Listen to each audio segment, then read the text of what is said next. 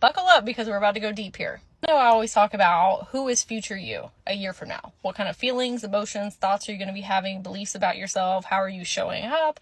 Because that is how you compass point and align to your higher self and shift yourself into them. There's also a way to reverse engineer this. Sometimes we're so forward thinking that we don't see how much growth that we've done. And so we keep putting success off until another day. Like, oh, I got to get here, right? But it's just as important to feel successful here in the now at whatever stage that you're at in order to make those shifts. Because if you keep pushing it off and keep pushing it off, that day never comes, or you hit a new level and then you're like, okay, well, that's not enough. I need to do more and more and more and more. So we need to really be in the vibration of frequency of I am great exactly where I am. A few weeks ago, I put together this higher self guide, and it helps you really embody where you're headed towards, like what feelings, emotions, actions, all those things. Okay. And you can find it in my profile.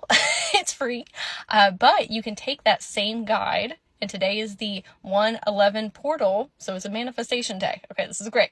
You can take that same guide and fill it out how past you, younger you, sees you in the here and now.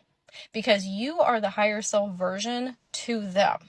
There are times in your life where you're like, dang, I want to get there. And that is exactly where you're at in time and space right this second. And when you look at it in those two different lenses of where was I in the past to get me to where I'm at now, and then what do I need to do now to get me there, we are healing on multi-dimensional levels, because we're celebrating our past versions and saying like, look how good of a job we've been doing to get us to here, where we are at right now. Yay!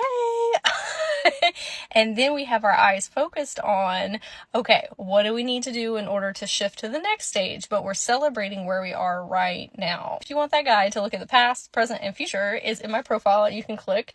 And I would love to hear in the comments, what is something that you want to celebrate about yourself today?